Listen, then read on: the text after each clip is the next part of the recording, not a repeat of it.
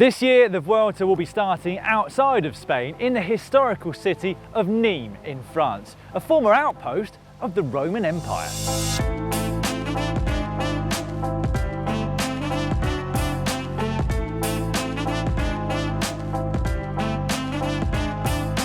The 3 weeks of racing kicks off with a 13.8-kilometre team time trial, and the starting ramp for that stage will be next to this spectacular building. This is La Maison Carrée, which literally translates into the square building. And although it's not actually square, it is very impressive nonetheless. It is the only preserved temple of the ancient world, and it was completed in the year 2 AD, which makes this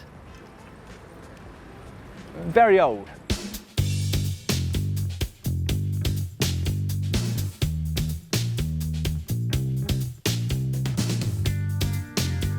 There is so much history here in Nîmes. I've only done just over 1 kilometre of the route, but we've already been past building after statue after building, and I've stopped here for a rest. This is the statue of Alphonse Daudet, a 19th century writer, widely regarded as one of the icons of French literature. About 3.5 k's into the circuit now, and we've arrived here at Les Jardins de la Fontaine, the Gardens of the Fountain. And once again, as you can see, it is stunningly beautiful. I'm definitely going to come back to Nîmes in the not too distant future. Well, I've already had to deal with 8 corners up to this point, and just behind the camera is almost a U-turn really on the circuit, a double left-hander for 1 kilometre of straight road.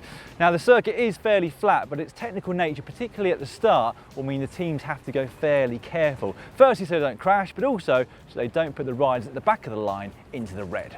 Right, well, headed out of town slightly now and onto some bigger, straighter roads. Not quite as picturesque as the town centre, but this is where I think the stronger teams are going to find some time against the weaker ones, because the road does drag ever so slightly uphill as you head out of town, and this is the place where you can really put the power down.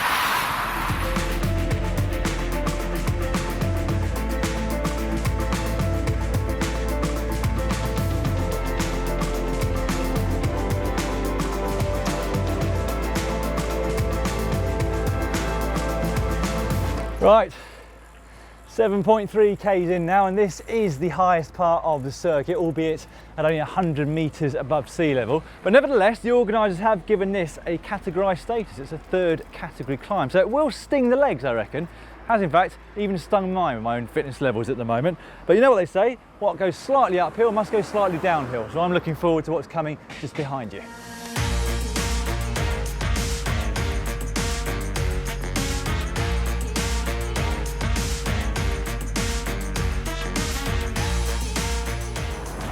Well, there's not too much to say about those final few kilometres back into the city here. A couple of twists and turns, but mainly straight roads which you can really get your teeth into, or at least the pros will be able to.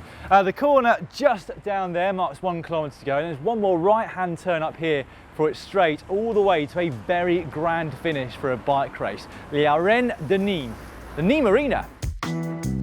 And here she is, in all her glory, despite being built all the way back in the year 70 AD. This Roman amphitheatre can seat 24,000 people. I can't even begin to think how incredible that was to experience back in the day. And let's hope that many people turn up to watch the Vuelta opening team time trial this coming Saturday. It's taken me about 1 hour and a quarter. It'll take the pros probably about 1 hour less than that, but they won't be able to take in the same sights that I did. I didn't tell you at the start because I wanted to keep this to the end, but the riders will actually be heading through this amphitheatre in the opening few kilometres of the race, and that is sure to be something very special indeed.